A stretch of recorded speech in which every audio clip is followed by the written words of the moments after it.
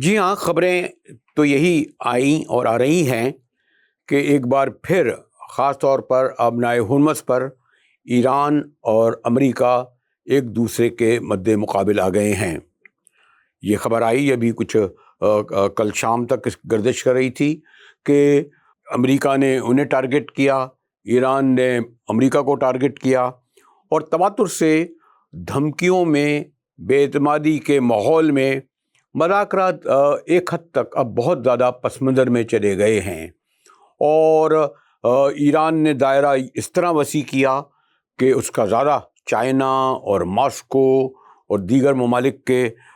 سے اس سفارتی تعلقات میں اضافہ ہوا ہے، جن کے بارے میں امریکہ دو ٹوک نہیں لیکن گارڈڈ لفظ میں یہ کہتا ہے کہ اس پوری جنگ میں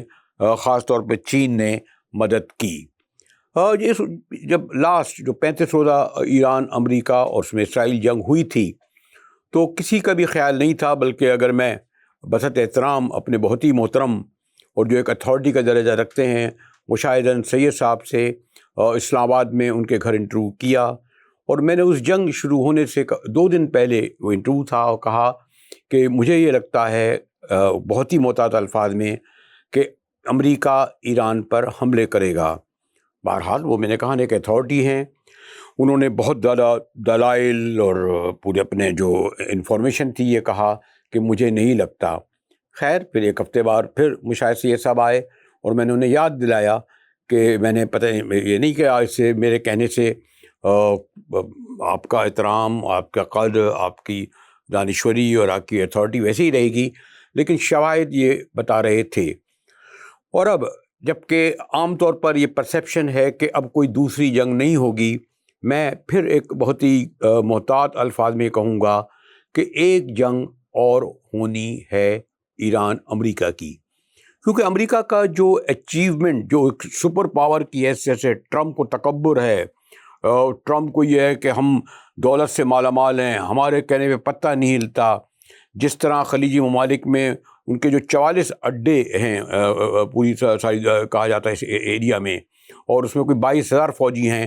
نشانہ بنتے رہے لیکن وہاں سے کوئی رد عمل نہیں آیا، اور تقریباً یو اے ای اور سعودی عرب اور قطر اور بحرین، خاص طور پر یو اے ای، ان کی معیشت کو اتنا بڑا دھچکا پہنچا ہے کہ تاریخ میں اس کی مثال نہیں ملتی۔ اور آج اس جنگ کا نتیجے میں آپ دیکھیں خلیجی ممالک پہلی بار اتنا تقسیم ہوئے ہیں کہ اب یو اے ای کھل کر جو ہے وہ اسرائیل اور انڈیا کے ساتھ تعلقات بڑھا رہا ہے، اور پاکستان کے حوالے سے میں بہت محتاط رہوں گا، لیکن ہمارے تعلقات اتنے خراب کا لفظ بھی استعمال کرنا چاہتا کہ انہوں نے ہم سے $3.5 بلین فوری طور پر مانگ لیے، جو ہم نے ادا بھی کر دیے۔ تو خطے کی صورتحال اس جنگ کے بعد زیادہ سنگین ہوئی ہے۔ اگر آپ غور کریں کہ اس طرح تقسیم نہیں ہوئی تھی، واضح طور پر اسلامی بلاول کے عرب ممالک بہرحال اینٹی اسرائیل تھے، لیکن اب وہ اینٹی اسرائیل نہیں رہے، اتنا زیادہ امریکہ کے ساتھ نہیں ہوتے تھے، اب کھل کر امریکہ کے ساتھ ہوئے۔ اور سب سے بڑھ کر یہ کہ پاکستان نے اس خاص وقت میں جو سعودی عرب سے معاہدہ کیا، دفاعی معاہدہ کہ ہم پر حملہ، تم پر حملہ اور تمہارا حملہ، اور ہمارے وزیر خارجہ اسحاق ڈار کا یہ کہنا کہ سعودی عرب ہماری ریڈ لائن ہے، یعنی یہ پیغام اس کے باوجود کہ ایران سے ہم بہت قریب ہیں، ان کے وزیر خارجہ ہم سے آ رہے ہیں، یعنی ریڈ لائن کا کیا مطلب؟ اگر یہی ہوا نا کہ ایران اگر سعودی عرب سمیت خلیجی ممالک کے فوجی اڈوں پہ حملہ کرتا ہے تو پھر پاکستان پر دباؤ بڑھے گا، اور اس وقت ہی بڑا تھا کہ آپ اپنی سرزمین اور آپ کے جو یہاں موجود ہیں اڈے انہیں استعمال کرنے دیں۔ آپ کو یاد ہوگا کہ اسامہ بن لادن کو یہی جلال آباد کا اڈا تھا نا، اور کچھ لوگ ہمارے یہاں جو موجود ہیں کنفرم نہیں ہوتے، بہرحال ہم امریکہ کے بہت بڑے الائے ہیں، اتحادی ہیں، اتحادی نہیں اب تو خیر فیوریٹ بھی ہیں۔ اس ماحول میں پاکستان کے لیے مشکلات یہ ہیں کہ ان پر دباؤ بڑھے گا کہ وہ اب جو آنے والی جنگ میں اپنا کردار ادا کریں، کیونکہ اس پوری جنگ میں کامیابی امریکہ اور اسرائیل کو اس لیے نہیں مل سکی کہ جو زمینی حقائق تھے، جو جغرافیہ تھا، وہ حق میں نہیں جا رہا تھا۔ میزائلوں سے آپ तबाह तो कर सकते हैं इमारतों को या उनके अड्डों को, लेकिन उसके लिए ज़रूरी होता है, जिस तरीके से इसराइल आधा लेबनान ले चुका है,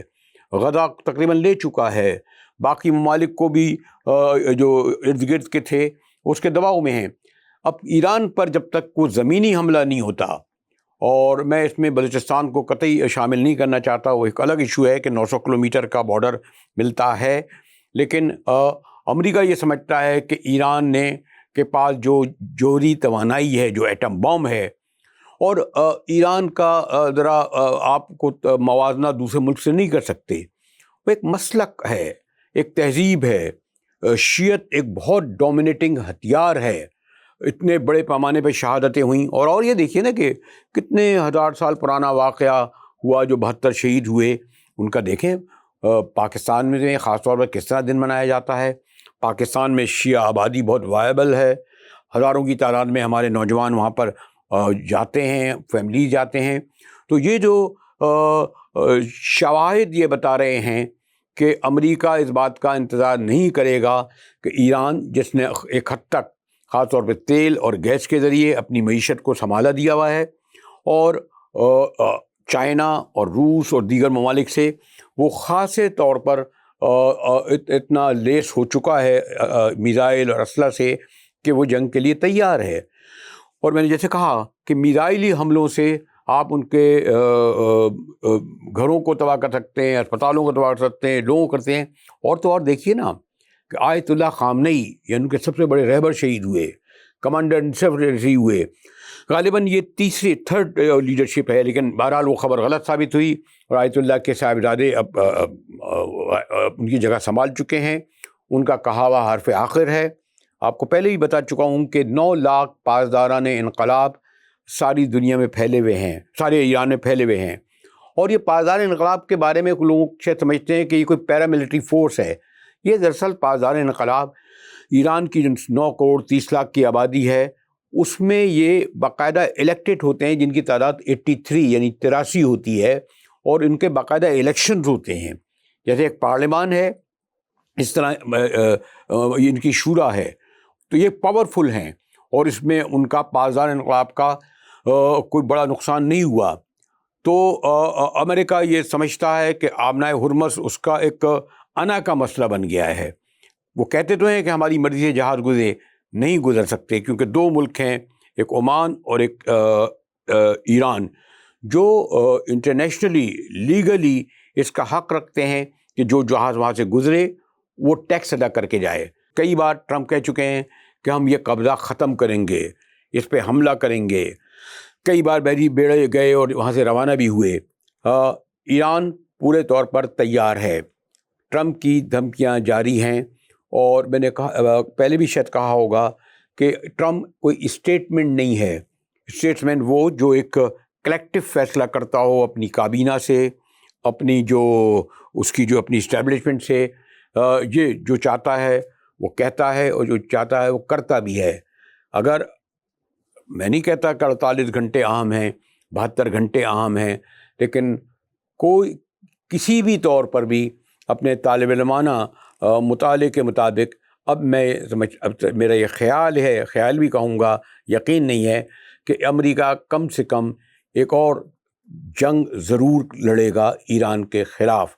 क्योंकि उसके जिन 2 इशूज़ पर उसने कहा था, एक ये कि एटमी ना सिर्फ ये कि ख़त्म करे बल्कि हमारे हवाले करे, अबनाए हुर्मस खोले जो नहीं खुले, और ये दोनों चीज़ें नहीं हो सकी हैं। सीज़ फायर जो 15 दिन की थी, उसमें इजाफा तो ज़रूर हुआ है, तो वैसे भी कोई बाकायदा तहरीरी मुआहिदा नहीं था, तो इसलिए सीज़ फायर कभी भी टूट सकती है। हमें खौफ तो आता है इस जंग से कि उसका कितना बड़ा नुकसान होता है, लेकिन जो हक़ाइक़ हैं उनको भी तो झुटलाया नहीं जा सकता। हकीकत तो ये है, मैंने कहा ना, कि अमेरिका एक बार फिर जंग करेगा, और वो इसलिए कि उसका हदफ पूरा हो, और ताकि वो जो उसका सारी दुनिया पर इक़्तिदार है, जो ये समझता है माशी तौर पर भी और अस्करी तौर पर भी, वो कायम रहे, जिसके लिए सबसे बड़ी रुकावट चैलेंज ईरान है। और ख़ाली चैलेंज ही नहीं है, आपने देखा कि ईरान के जो असरात हैं वो पाकिस्तान पे भी पड़ते हैं, اس کے پھر بہرحال حزب اللہ بھی موجود ہے، بحرین پہ بھی پڑھتے ہیں، ایک عراق پہ بھی پڑھتے ہیں، تو ایک باقاعدہ گروپ ہے. پھر چائنا کم و بیش کھل کر آ گیا ہے. اور یاد رکھیے اس پوری صورتحال میں بلوچستان کو قطعی نظر انداز کریں جو ایک بفر زون کا درجہ رکھتا ہے، جس کی اپنی مزاحمت جاری ہے. اسی کے ساتھ ہی مجاہد ولی کو اجازت دیجیے. For more updates, subscribe now and press bell icon.